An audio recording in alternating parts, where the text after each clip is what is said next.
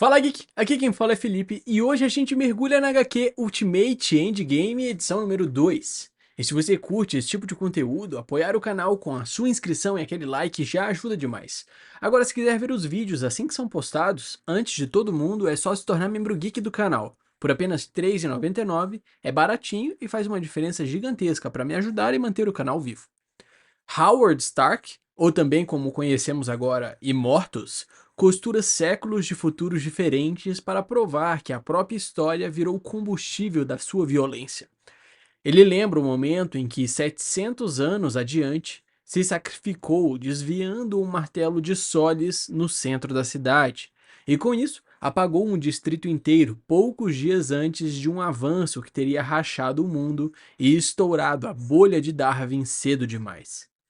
Depois, ele salta 80 anos no futuro e admite que tentou matar o Criador de novo, preso a hábitos antigos e fingindo ser alguém que não era.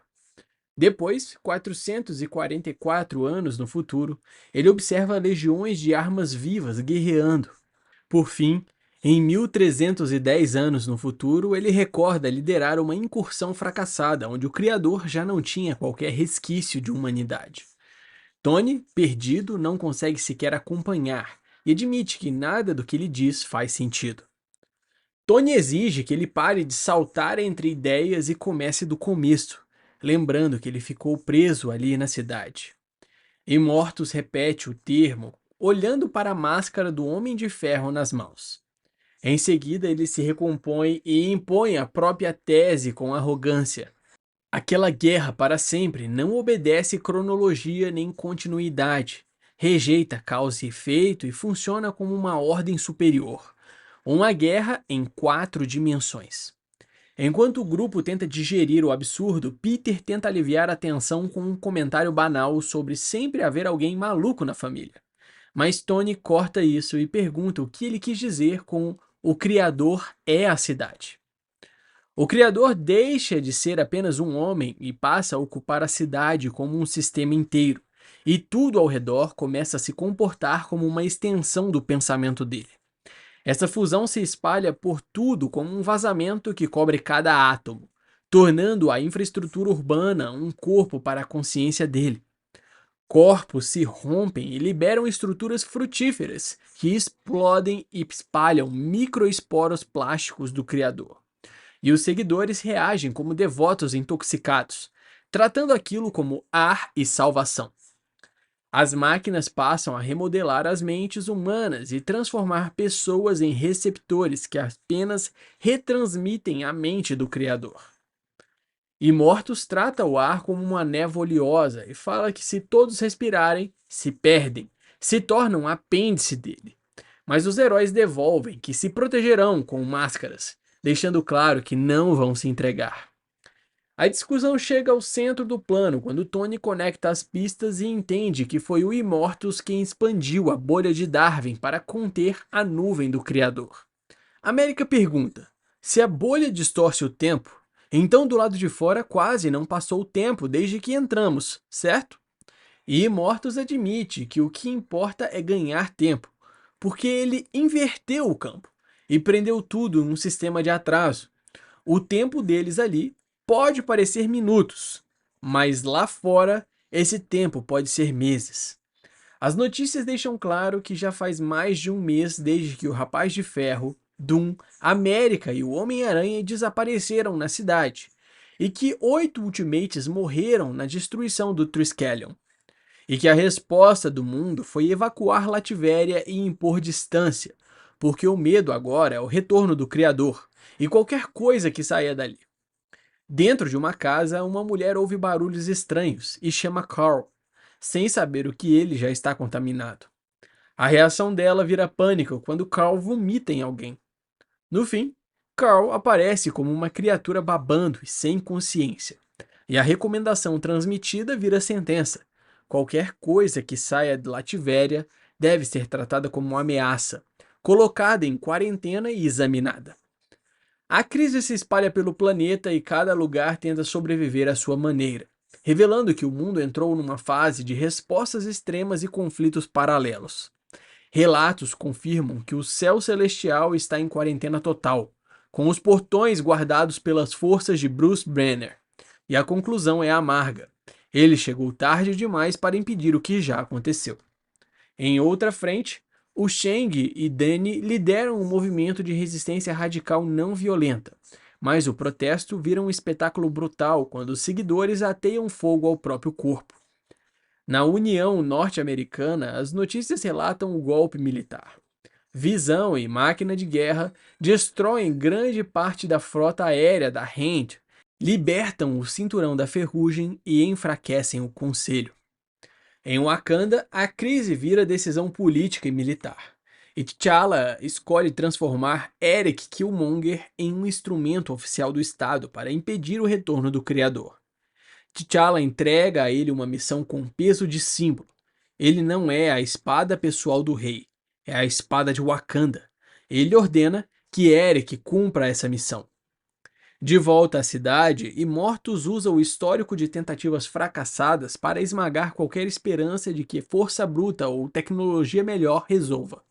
Ele afirma que os homens-máquina nunca conseguiram matar o Criador, mesmo com números infinitos, poder destrutivo e inteligências artificiais rápidas como um relâmpago. E reforça que até o exército de ferro invencível, moldado à sua imagem e redes neurais, falhou do mesmo jeito. Immortus fala como alguém que já viu todos os recursos possíveis falharem. Immortus então exibe a própria perversão como se fosse empreendedorismo, apresentando uma nova cabeça da morte disponível para venda.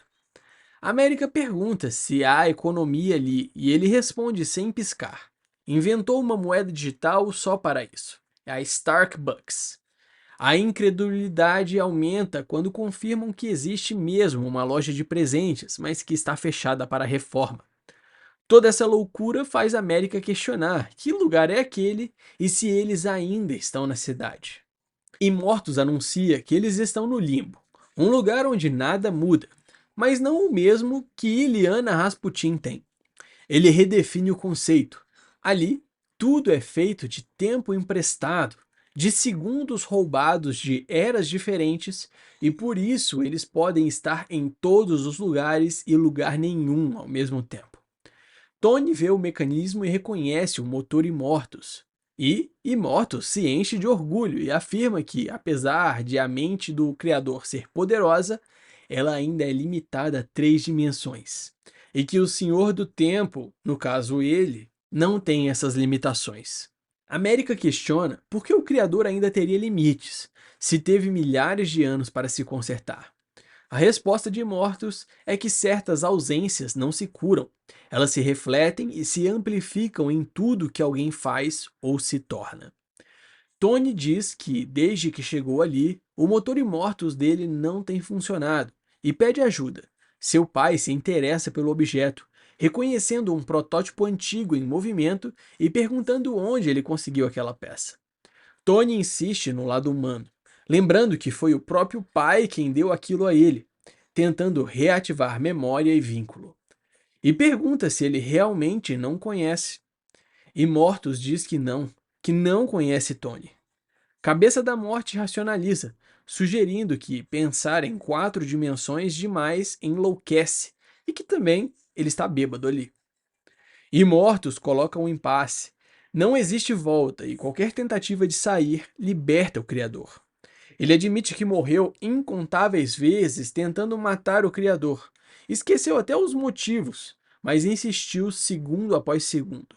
Centésima chance após centésima chance. E a conclusão dele é seca. O Criador sempre vence. A tensão vira quando a América reage, protesta que ele não pode mantê-los ali, e o Immortus responde que pode e que tem que fazer isso, prometendo que estarão seguros, mas de repente algo muda. O sistema acusa violação de perímetro e Immortus entra em pânico genuíno.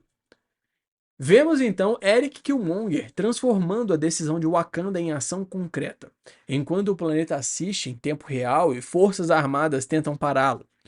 Soldados miram, disparam e tentam cercá-lo, mas ele atravessa a reação com violência precisa. E relatos dizem que ele declarou a mina como pertencente ao povo e que Wakanda faria valer a reivindicação. Ele enfrenta tropas inteiras com uma espada de vibranium puro, mais poderosa e versátil do que qualquer arma convencional. Killmonger continua a marcha e agora a violência dele vira uma rota pública, monitorada por comentários que oscilam entre medo, excitação e tentativa de interpretar intenções. Surge a especulação de que isso seria uma invasão wakandana na Europa, mas a resposta aponta um fato importante. Ele não usa cores, marcas ou símbolos. Tanques, soldados e armas pesadas tentam detê-lo, e ele passa por cima, como se o mundo material fosse frágil demais para segurá-lo. Relatos confirmam que ele entrou no espaço aéreo latveriano e que deve estar indo para a cidade, mas lembram que o domo está fechado e ninguém entra ou sai, o que torna a presença dele um desafio às regras do próprio bloqueio. Killmonger avança mesmo assim, atento a sinais estranhos, enquanto o mundo comenta refluxo temporal, anomalias e comportamento anormal de quem ficou para trás. Perguntam se ainda há alguém lá e a resposta é inquietante. A maioria foi evacuada, alguns ficaram, mas ninguém consegue contato há dias. O criador aparece afirmando que finalmente encontrou Howard escondido num nó de tempo roubado.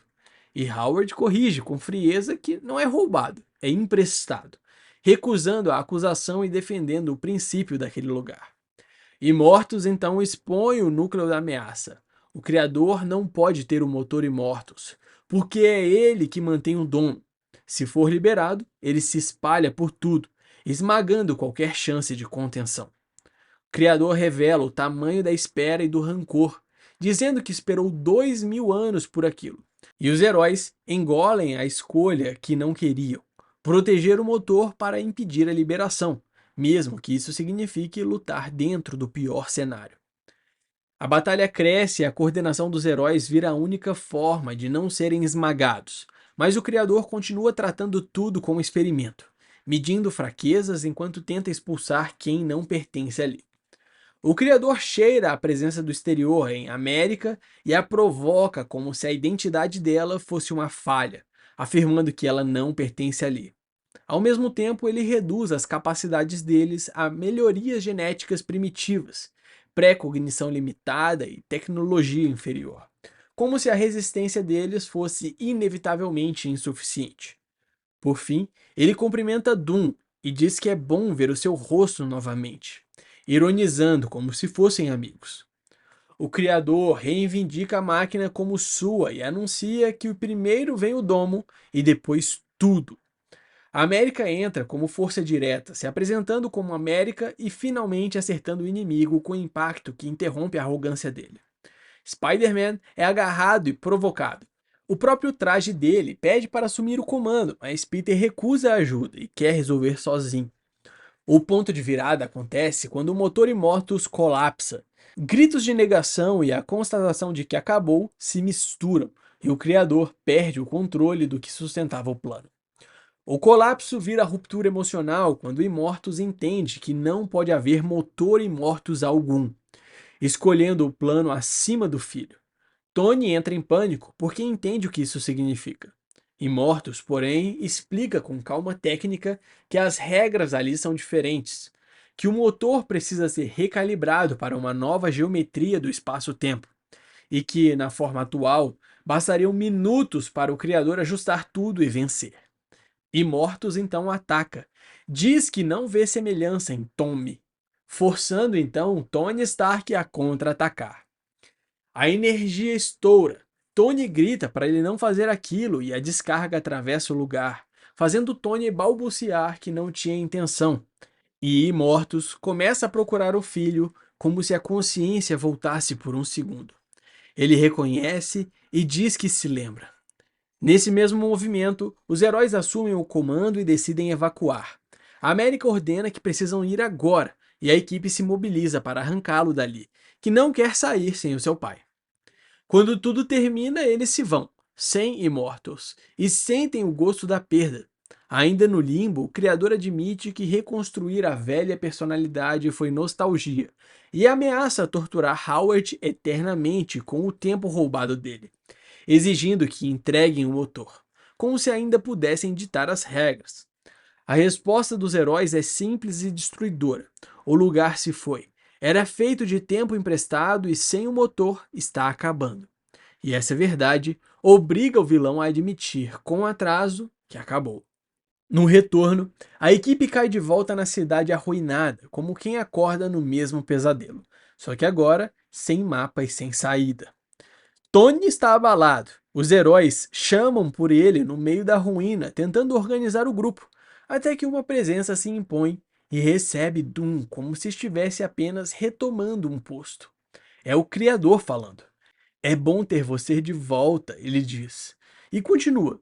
Ele agradece a ajuda para encontrar o limbo, mas deixa claro que matar imortos foi só o início de um trabalho conjunto e que não tem dúvidas que ele vai fazer o Criador orgulhoso. Essa foi uma pincelada da história da HQ Ultimate Endgame, edição número 2. Eu espero que você tenha gostado. Não esquece de deixar o seu like e se inscrever no canal para acompanhar de perto mais histórias como essa. Valeu!